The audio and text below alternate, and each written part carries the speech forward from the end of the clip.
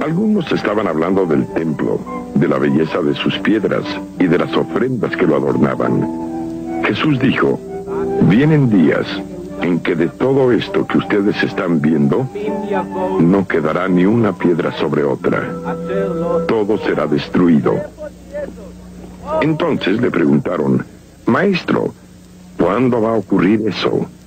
¿Cuál será la señal de que estas cosas ya están a punto de suceder? Jesús contestó: tengan cuidado para no dejarse engañar, porque vendrán muchos haciéndose pasar por mí. Dirán: yo soy, y ahora es el tiempo. Pero ustedes no lo sigan. Y cuando tengan noticias de guerras y revoluciones, no se asusten, pues esto tiene que ocurrir primero. Sin embargo, aún no habrá llegado el fin. Sigo diciéndoles: una nación peleará contra otra y un país hará guerra contra otro. Habrá grandes terremotos y hambres y enfermedades en diferentes lugares. Y en el cielo se verán cosas espantosas y grandes señales. Palabra del Señor. Gloria a ti, Señor Jesús. Vamos a tratar de concentrarnos en algunos puntos muy sencillos, muy humanos, para no meternos en ese laberinto alegórico de lo que significa la apocalíptica. No porque no nos llame la atención ni sea interesante, sino porque creo que es más importante esto otro. El punto de hoy, la escena comienza con algunos de los discípulos ponderando, admirando la solidez de la construcción del templo. Un templo que había tardado 46 años en construirse, con grandes piedras, con grandes cimientos, con grandes paredes. Un templo realmente muy hermoso, muy caro, que estaba terminando de construir el rey Herodes. Y la gente, los discípulos del Señor, lo admiran. Pero el Señor les dice: va a llegar un día en que no quede piedra sobre piedra de esto que están ustedes viendo. El Evangelio de Lucas se escribe entre el año 80 y el 90, cuando ya en el año 70 había habido una cierta destrucción de la ciudad de Jerusalén. Sin embargo, no hubo una destrucción del templo en cuanto a las piedras, simplemente se quemó.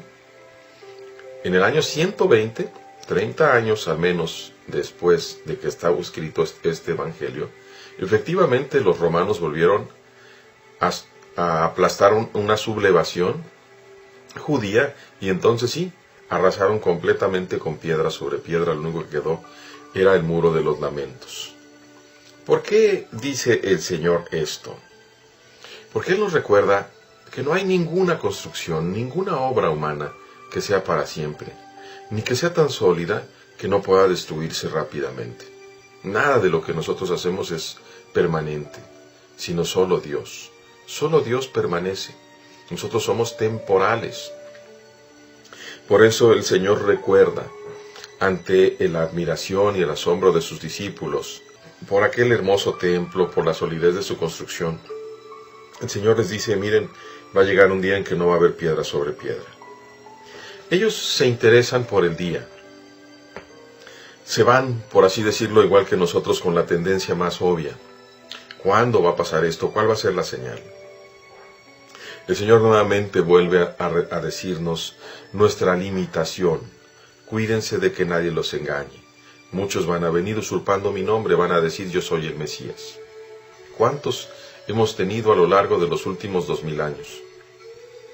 ¿Cuántos que han querido usurpar ese puesto? Yo soy el Mesías, el tiempo ha llegado. Y dice el Señor: no les hagan caso. ¿Cómo reconocer, cómo saber cuando realmente llegue el Mesías? Muy fácil, muy fácil. El Señor nos va a decir cómo. Cuando oigan hablar de guerras y revoluciones, que no los domine el pánico.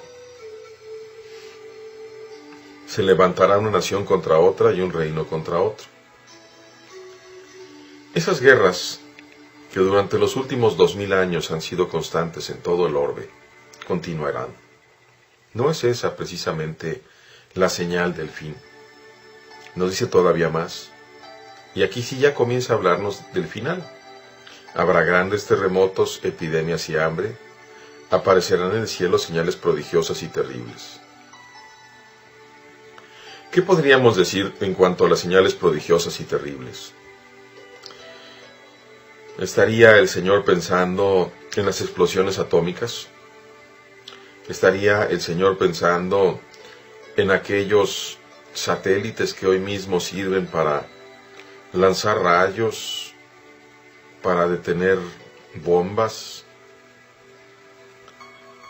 ¿Estaría pensando en los aviones que tenemos actualmente? ¿O sería otra cosa todavía mayor, más grande?